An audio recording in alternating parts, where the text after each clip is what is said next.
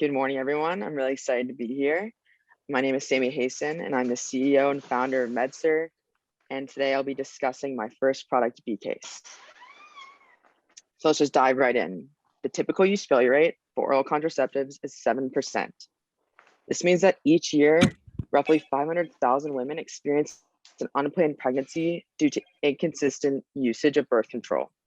I was surprised to hear how many women struggle to take their birth control, so I did my own consumer research to understand the problem better. After speaking with 300 women, I learned that forgetting to take birth control pills is the primary concern for 61% of them. I was shocked to hear how many women dealt with the same problem, so I asked why. Why do so many women struggle to take birth control daily? Turns out 40% of women forget because their alarm goes off and they don't have their pills on hand. In comes B-Case, a first of its kind, accessible, discreet, and secure birth control storage that attaches directly to the back of your phone. Sammie, I might pause for a sec. It looks like your screen is a little cut off. We can see it, but if you want to scale it down. Yeah, let me fix that. I want to make sure everyone can see everything. Okay, let me try to, let me stop sharing for a second and move it. Okay, and now let's try that again.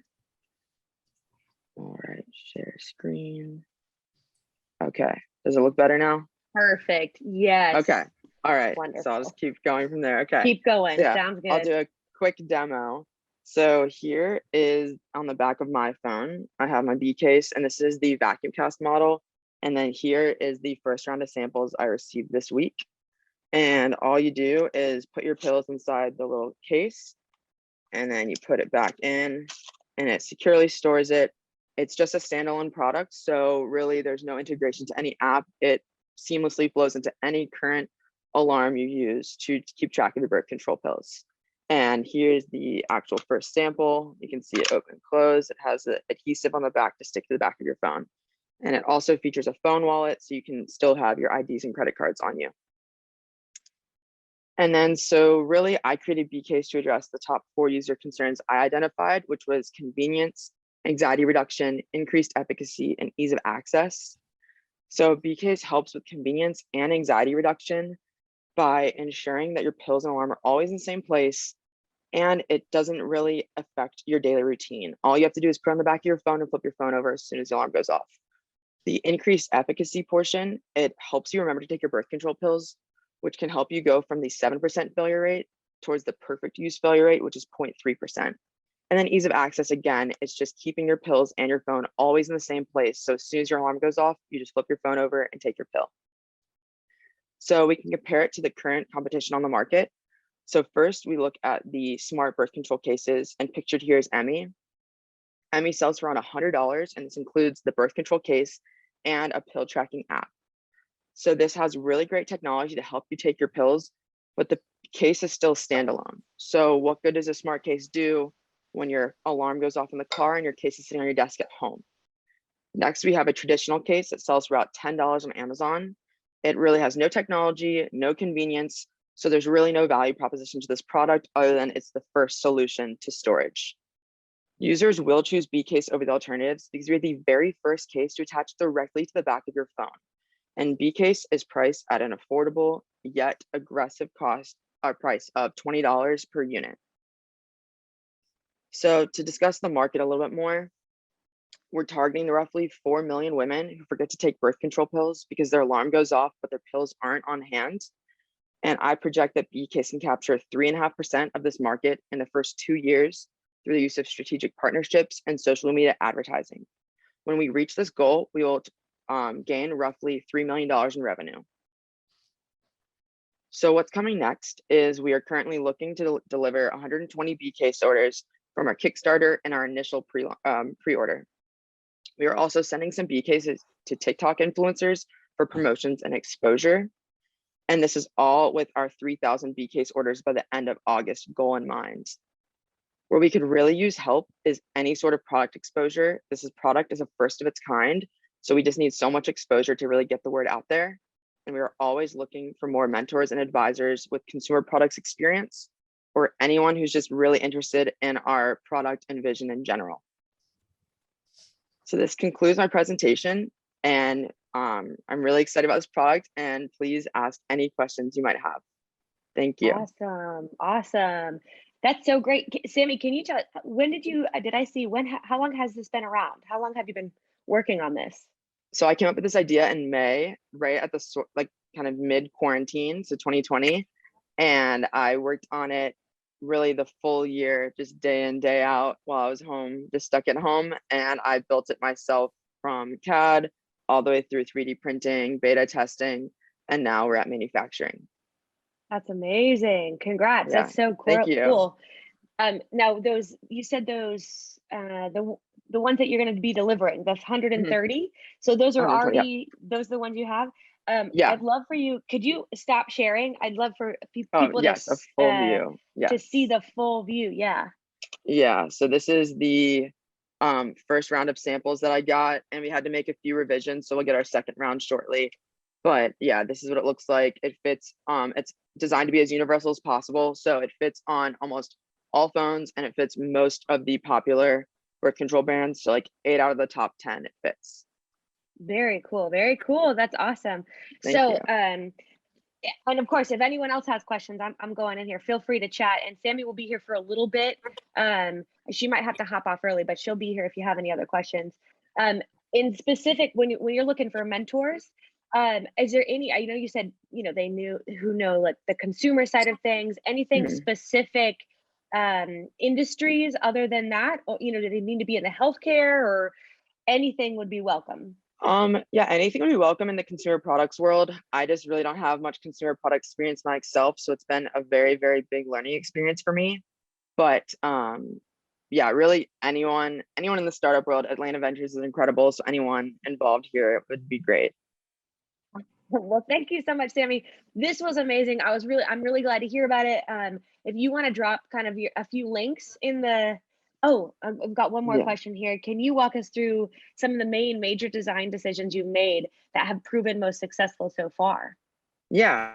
So the original design was a hinge solution, and that one increased the cost a lot, and it just made it a little bit more bulky. So making it be a sliding drawer, it was better for manufacturing with the tooling, and it's just more of a sleek design. And then the materials chosen were to keep the temperature regulation in mind. So unfortunately, I can't keep it fully insulated because it would make it too bulky. But I did a 28-day temperature study, and I did continuous monitoring of a temperature inside a B case, on a desk, and in a car, which are the most common storage places for birth control. And from that study, I actually proved that B case was the closest to the ideal storage temperature of 77 degrees Fahrenheit every day. So that was really exciting to prove that the design was good enough to ensure that it's safer to use. That's awesome. That's really, really cool. We got one more question, and then we'll keep going. So Suzanne said, how about the target audience? Of course, women, but any specific segments is, and she of course said she's happy to brainstorm. Yeah, thank you. So the target market or target audience right now is women, roughly like 18 to 25, for really that college age student that's out and about a lot. And then also really women going early into their careers. So when you have to be on the calls a lot and you can't really get up to take your pill, all you have to do is flip your phone over. So really just adding convenience to ensure wherever you are, you can just quickly take your pill and you don't have to stress about it. Awesome. Awesome. Well, that's very great. Thank you so much, Sammie.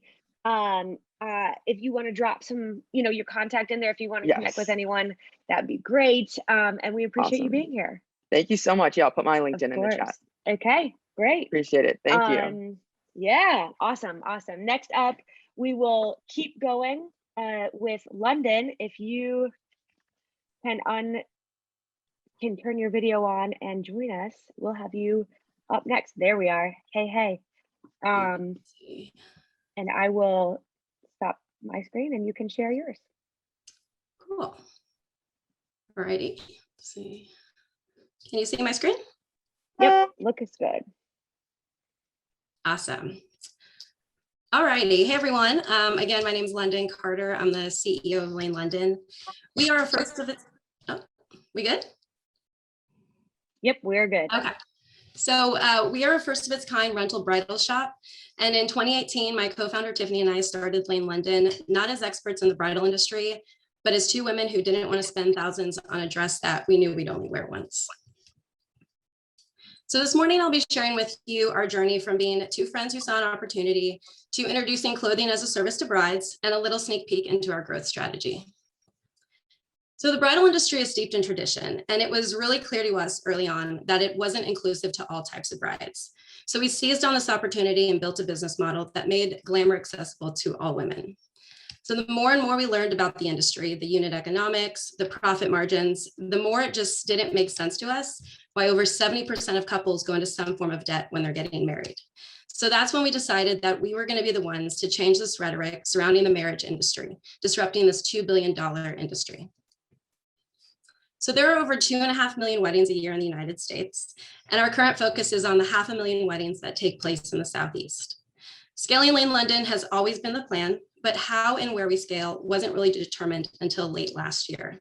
As a matter of fact, this is actually, as I was telling my team in the breakout, this is actually the first time I've spoken about a lot of the amazing opportunities and growth strategies in public, so exciting. So I'd like to present to you guys what we're calling Destination ATL. So we believe that Atlanta's vibrant ecosystem is only going to continue to thrive, which is why our plan to scale is right here in Atlanta, making Atlanta the destination for Southern brides, essentially creating a bridal tourism experience like no other. So rather than relying solely on personas and trying to figure out that typical target customer audience, we've decided to focus on understanding what the job the customer is hiring us to do and what they hope to accomplish when coming to Laine Lundyn. We did this by using the jobs to be done methodology. And after talking with hundreds of women, we came to the conclusion that age, ethnic background, and socioeconomic status didn't matter at all. We actually found that there are 3 types of brides. First, you have your fun bride who sees the wedding more as that formality and a reason to have an amazing party. She wants to have the time of her life with her nearest and dearest friends, but really she wants to celebrate all night, both in comfort and in style. Next, you have the transformative bride. She's been dreaming about this day and her dress since childhood, and she wants to essentially be transformed into this fairy tale princess. When she comes to Laine Lundyn, she's looking for the ultimate bridal experience. And lastly, you have the commitment bride. So this bride, may have children from a previous relationship. This might be her second or even third marriage. And she's in this long-term relationship, but she really values tradition. So she wants to feel glamorous, but she's also practical. So budget really matters to her. So our competition is rather indirect, and we saw a major gap in the market for a rental model where we actually could work alongside our competitors instead of against them. So you could say that we're filling this white space. So as you can see here, traditional bridal shops only sell dresses, and there are a handful of direct-to-consumer brands that are selling pre-owned or discontinued dresses. Rather than purchasing used dresses from former brides, like our indirect competitors, we source all of our inventory from US and European designers, which allows us to oversee the alterations process, extending the life of the dress 4 to 5 times over, and allows us to offer each bride the ability to customize the dress to her liking. So you're probably wondering, okay, how does it work to rent a wedding dress? It's really simple. First, you book your appointment with one of our stylists. You either do that on the phone, via text, or on our website. You wear the dress, and then you return it without worrying about dry cleaning. Minor rips and stains are completely okay. And actually, in addition to renting wedding dresses, the other 2 ways that we are differentiating ourselves is by paying really close attention to these customer segments that have traditionally been seen as undesirable or unprofitable. We're also ensuring that our buying and merchandising tactics are based on customer feedback and data and not on industry recommendations. In addition to renting wedding dresses, we have other revenue streams, which puts our average sale of around $1,100, $11 to about $1,250 per customer. Those include our bridal accessories. We sell Bagley Mishka shoes. We're actually one of the only resellers besides Nordstrom's and a few other bridal shops in Atlanta that sell these shoes. And then alterations. So when it comes to money and the numbers, we're on track to do about $115,000 this year. That's about double what we did in 2020. We've had over 500 customers. Our average sale, again, is around $1,100. Our customer acquisition cost actually continues to decrease. It's under $50 per customer. We're doing about 15 to 20,000 month over month with an 85% conversion rate on our consultation appointments.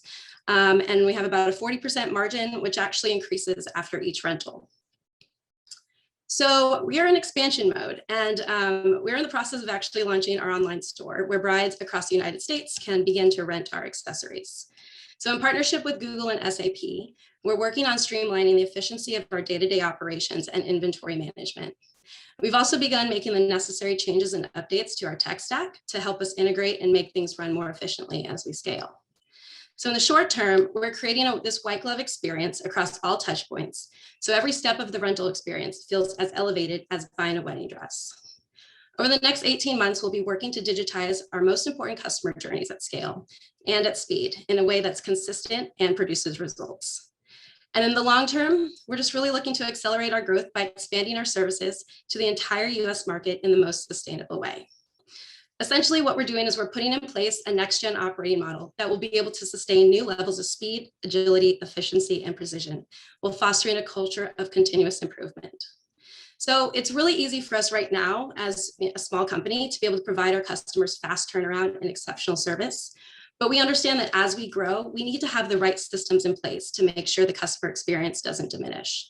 So we're not looking to be just any other bridal shop. We're actually taking advantage of all of these new technologies, not only to cut costs, but to unlock massive value and allow us to maintain our first mover advantage and stay 2 steps in front of our competitors.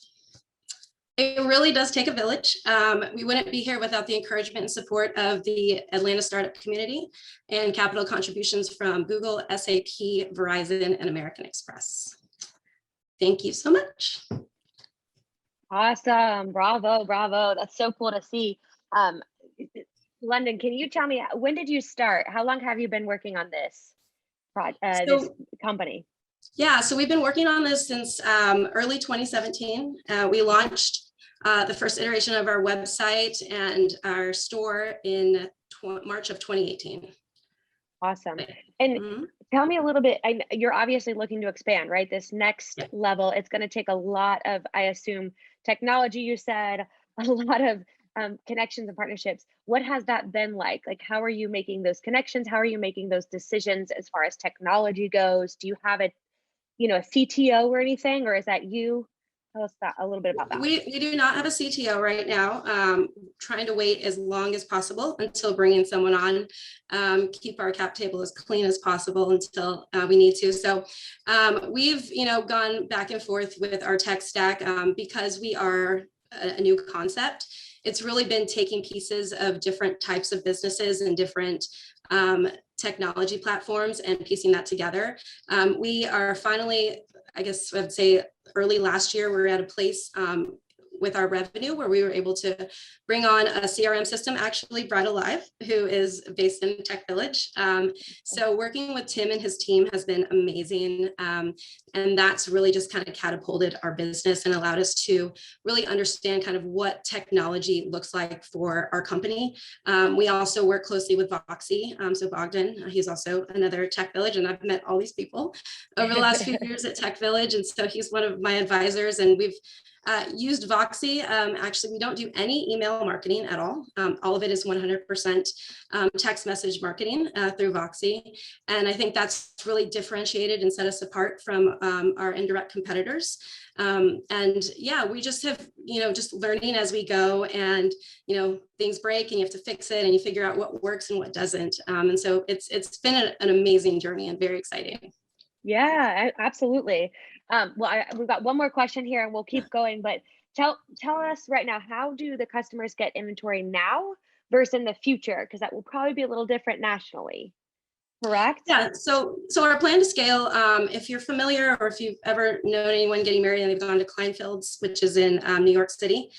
So we're kind of taking pieces of their business model. So Kleinfeld's is one of the largest sellers of wedding dresses. They have one location, which is in New York City. It's in Manhattan. I think it's about 40,000 square feet in Manhattan. And so brides come from all over the United States and the world to go to Kleinfeld's. And so we're trying to take that and make that, we believe in Atlanta, and we feel like Atlanta is a great place to kind of take that model. And that's how we want to scale. And so scale inside, the greater Atlanta area versus having either pop-up shops or locations in major cities. We want brides to, know about us and feel comfortable coming to Atlanta, like we mentioned with the whole bridal tourism, and having that experience at Laine Lundyn and being willing to. We already have brides that come and fly in from New York, Alabama, Texas, different places. And so it's just been really interesting. Once brides hear about us on a national scale, they're like, oh, I know someone in Atlanta, or, Atlanta was kind of open during COVID unofficially. And so they're like, oh, okay, I'll go to Atlanta. So it's been just amazing to be able to see how the community has, got behind us, but also just the relationships that we've built in the industry are here in Atlanta. And so why should we try and cultivate those outside of Atlanta when we already have a firm ground here?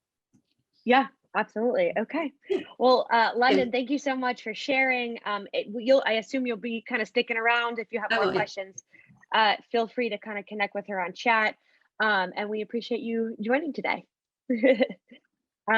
Let's see, I'll invite Rikemo next. There we are. Welcome, thanks for joining us. I will let you take it away.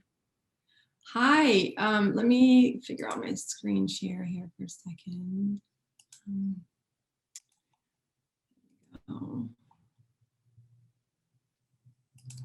All right. So hi, I'm Rikemo Fungawing. I'm the founder of Cartet. Cartet collects all your shopping carts across the internet and facilitates a single checkout. We've all been there, right? Millions of tabs. This is why we shop. You have a million different tabs. You add to cart throughout the day from whatever device you're on, and it's utter chaos, and you lose all your carts. So what do you do when you have that one item that you researched for 2 hours that you don't want to lose? We all have a way that we keep it, right? You either text it to yourself, text it to a spouse. Like I have an understanding with my husband. If you get a text with a random link, it's because I don't want to lose that card. So we all have a method of keeping it. We all also love the experience of shopping on Amazon, right? You add to cart from wherever, whenever, and when you're ready to check out, you just go to Amazon and boom, done. But Amazon only makes up 50% of all the websites that we shop from. Apple Pay and PayPal, they help speed up the checkout process, but they still only work one website at a time. Cartet's going to give you the ease of shopping on Amazon, but for all the other shopping, all the other websites that you love shopping from, right? If you're shopping for clothes, most of the time we're not going to Amazon. Consumers have been thrown onto the internet for all of their shopping in this past year, and we're just in this place where we're ready for a change in structure because what we're doing is exhausting and not working. For businesses, we're actually going to help reduce the 80% of abandoned shopping carts by like 26% by allowing the essentially items to track people around wherever they go with a centralized shopping cart. Our business models, so we're going to serve the business to business and the direct to consumer and monetize that way. Kind of like to the consumers, we're going to be kind of like an Instacart type of model where they'll pay for the convenience of being able to check out quickly. So this is our demo. Quickly, I'll scroll through that because I have one prepared for you guys.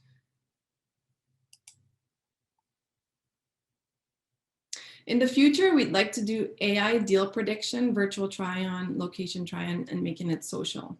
But for now, we're focusing on the centralized shopping cart and a single checkout.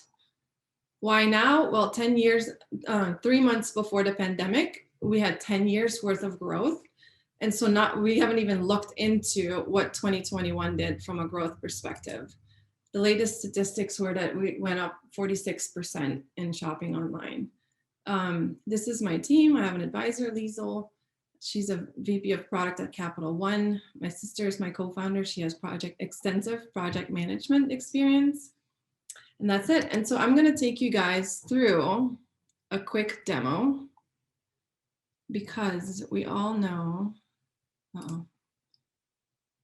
what it's like to have your computer look like this, right? Essentially, you need to find that Yeti cooler that you were shopping for, and this is what it looks like. Tap, tap, tap, like craziness because you're going to the beach. Let's pretend you're going to the beach and you've been doing your research and you're trying to find everything that you need.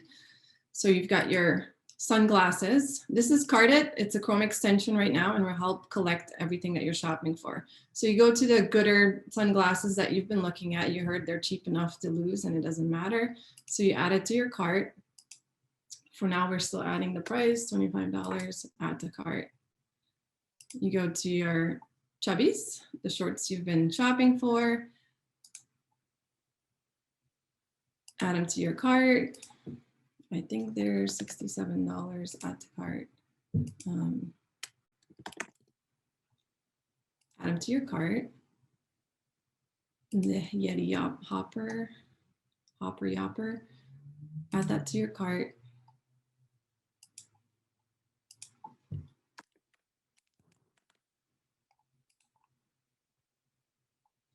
So now you're ready to check out your cart.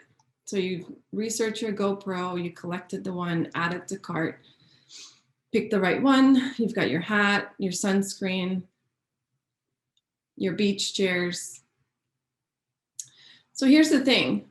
I don't know if you can see, but I'm shopping from Yeti, Business and Pleasure, Overstock, Chubbies, all these different websites.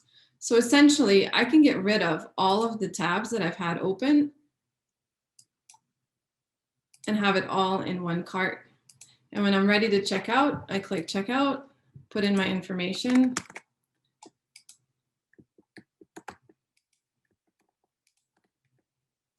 Continue, put in my payment information.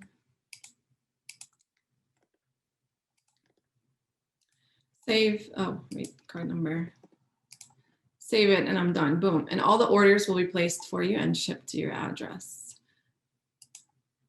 We are currently, clearly, we only have a prototype and we are still building our team and building traction. We have 26 users at the moment and are in a waiting list of 110 that keeps growing. And so we're looking for help in the tech space and eventually we'll be ready to raise some money. Thank you so much. Awesome. This looks so cool. I love seeing this. How long have y'all been working on this? 6 months now. Oh, wow. Bravo. Bravo. Congrats on the traction. Is there a way, if folks want, can they get on your wait list? Absolutely. You go to cartet.co. Okay. Yeah, you can throw that in the chat maybe after so folks know how to get a hold of you. If that works. Few quick questions here. Justin's asking, can you complete checkouts with it yet? Is it actual? So is it live or with the prototype? What kind of level are you at right now? Well, right now I'm working with my development team to prepare it for me to start taking actual orders so that we can figure out which features people actually want. But what I found is that people really want to be able to just click the one-time checkout. Like the list building is nice, but they want to be able to do boom, checkout and be done with it. Okay, cool. And what about, how about an idea here? It's like, how about shopping for the best values or extensions like honey or coupon codes? Is that going to be kind of part of that or? Yeah, so right now, what I was looking, like my experience with honey is not great. I love the deals, but I always have to sit and wait for it. And so what I would like to do down the road is to build kind of something into our program that automatically applies and searches for those deals. So you don't have to sit, because right now at honey, you click save and then you wait like 15 seconds and half the time I'm like, wait, don't worry about it. Let me just check out. And so we want to just apply it automatically on the background. Nice. Okay. Yeah, that's great. And what about kind of do consumers pay the 10% convenience fee on their items, or is it charged back to the merchants? Where does that come in? We're putting it on the consumers right now, and I get a lot of pushback from different people on it, but it's like it's a specific person that's willing to pay the 10%. If you think about DoorDash, if you ever order DoorDash, half the time you don't even know how much they charge you. Like if I buy my groceries on Instacart, if somebody asked me now, how much do you pay per time that you shop from Instacart? I'm like, I don't know. I usually have to go back and look through the fees, and then it says fees, and I'm like, I don't even know what I paid for, but I'm just glad I was able to do it quickly. Got it. Yeah. Yeah. So that's kind of who is your ideal customer right now? Is it the busy professional or? Yeah, we're starting with working moms that use Instacart and DoorDash, right? Because they're moms, they're busy, they work, they're at their computer, because we're starting with the Chrome extension, not necessarily mobile. So they have to be familiar with the desktop and on it pretty much. And so we're starting with working moms that use Instacart, and we're going Okay. Awesome. Now, what about if there's an issue with an item? Does the customer contact you or the merchant? Because it's from so many places. How does that kind of work right now? the merchant. So we're going to have a receipt profile. Like each customer is going to have their receipt repository, essentially, that they can come back to and print out their receipts or click through to their orders to do any returns or call the merchants. We're just essentially placing the orders, like we're processing it, and we'll help by keeping the receipts together in one place. Awesome. Okay. Well, that's so cool. Oh, I got one more question here. Question, would making it free now grow the user base quicker and then maybe monetize later? Have you kind of thought through that ever before? I have. Essentially, I'd like to do a freemium and then the cost covered by our business customers, because if you think about, I mean, this is like a ginormous benefit to small businesses like Shopify stores, because I owned a Shopify store before, and you literally see 80% of your abandoned shopping carts, and you're like, what am I gonna do with you? So right now, if we offer an API, like a API for Shopify store owners or web store owners to put Cartet on their website, and somebody that has a Cartet account adds to Cartet, it'll follow them around. So now there's value for the e-commerce stores to have us on their website, and we'll just monetize through them. Like have them fund the freemium model, essentially, is what I'd like to do.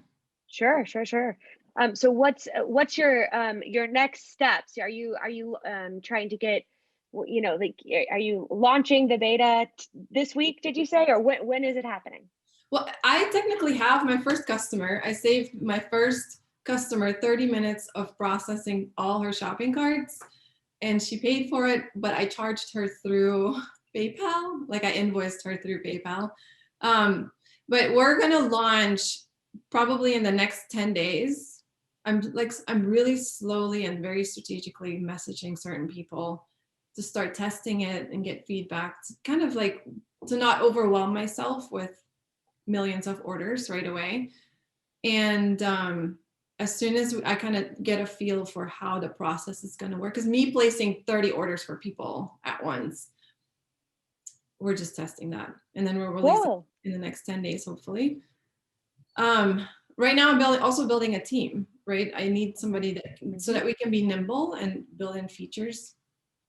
Awesome. Well, that's exciting. I'm so glad that you have joined us. I'm hopefully you can put your contact there in the chat, so folks can connect with you if so. And then others, if others want to connect via LinkedIn, I see opportunities to connect here as well.